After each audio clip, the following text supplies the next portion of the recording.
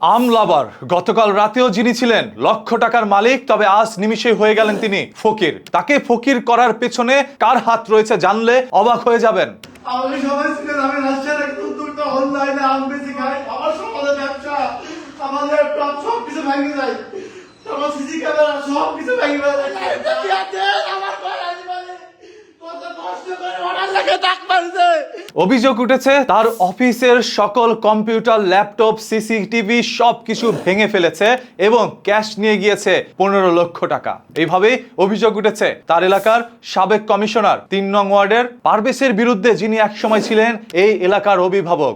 আজ সেই অভিভাবকের হাতে তার পুরো স্বপ্নই ধূলিসাৎ হয়ে গিয়েছে। আমলাবারের যেই উদ্যোক্তা আজ এইভাবে কান্না করে বলছে, আমার স্বপ্নের সবকিছু ভেঙে দিয়ে গিয়েছে, আমার অফিসকে ভেঙে চুরমার করে দিয়েছে এবং আমার এখানে থাকা স্টাফদেরকে তিনি গালাগালি থেকে শুরু করে হাতও তুলেছেন। তার সেই টোকাই বাহিনী, মানে একজন সাবেক কমিশনার এখন পর্যন্ত এলাকার মধ্যে কিভাবে উৎপাত চালায়, তার সেই টোকাই বাহিনী নাকি তার সবকিছু ভেঙে দিয়ে তার টাকাও নিয়ে গিয়েছে। একজন উদ্যোক্তা ছোট থেকে আস্তে আস্তে বড় হয়েছে, কত কষ্ট কত ত্যাগ করে আজ তিনি এই পর্যায়ে এসেছেন। তার প্রতিষ্ঠান ভেঙে দেওয়া এবং তার অর্থ আত্মসাৎ করার সেই চাঁদাবাজদেরকে চিহ্নিত করার জন্য এখনই আইন শৃঙ্খলা বাহিনীর কাছে আহ্বান জানাচ্ছি, যথাসম্ভব দ্রুত সেই অপরাধীকে যেন গ্রেপ্তার করা হয়। আর গ্রেপ্তার করার জন্য এখনই আপনারা এই ভিডিওটি শেয়ার করে দেন। যত বেশি ভাইরাল করবেন তত তাড়াতাড়ি সেই অপরাধীর বিচার হবে, কারণ এটা ভাইরালের দেশ। এখানে একজন মানুষকে চোখের সামনেও যদি নির্মমভাবে দুনিয়া থেকে সরিয়ে দেওয়া হয় আর সেই তথ্য যদি ভাইরাল না হয় তাহলে কোনো বিচার হবে না। আর ছোট্ট ঘটনা ভাইরাল হয়ে গেলে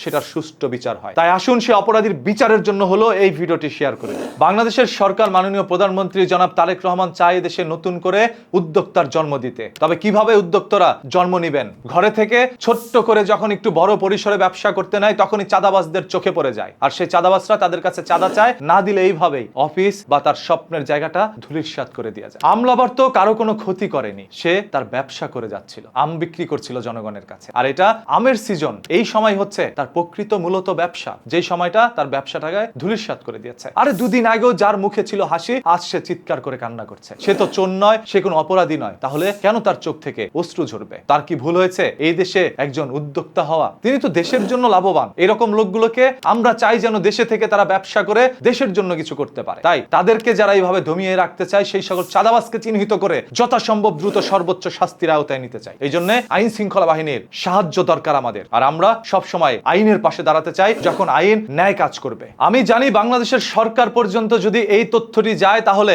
একদিনের মধ্যে সে অপরাধীকে বের করে এনে তারপর তাদের শাস্তি দিবে, কারণ এই সরকার সব সময় এই যুবকদের পাশে আছেন এবং ভবিষ্যতেও থাকবেন। তাই আমি চাই সরকারের সাহায্য নিয়ে সেই অপরাধীকে চিহ্নিত করতে। যেহেতু স্পষ্ট আমরা তথ্য পেয়েছি অপরাধী হচ্ছে সাবেক কমিশনার পারভেজ মিয়া, সেহেতু আর তাকে শনাক্ত করতে কষ্ট হবে না। তার যে টোকাই বাহিনী রয়েছে, অভিযোগ উঠেছে যাদের নামে, তাদেরকে গ্রেপ্তার করে শাস্তির আওতায় নিয়ে আসেন। আদারওয়াইজ বাংলাদেশে নতুন করে আর কোনো উদ্যোক্তার জন্ম নিবে না, এতে করে ক্ষতিগ্রস্ত হবে বাংলাদেশ। তাই বাংলাদেশকে টিকিয়ে রাখার জন্য উদ্যোক্তাদেরকে সুযোগ সুবিধা বাড়িয়ে দিতে হবে। তাদের কাছে যারা চাঁদা চাইবে তাদেরকে আইনের আশ্রয় নিতে হবে। তবে হ্যাঁ, আইনের আশ্রয় মানে শুধু আইনের আশ্রয় নিয়ে তাদেরকে 3 বেলা খাওয়াবেন এটা নয়, শাস্তি দিতে হবে। এখন আমরা সব অপেক্ষা করছি কখন তাদের শাস্তি দেওয়া হবে। দেখতে চাই বাংলাদেশ সরকার কি করেন সে অপরাধী, আর তার যেই ক্ষয়ক্ষতি করেছেন সেটাও যেন মিটিয়ে দেওয়া হয়।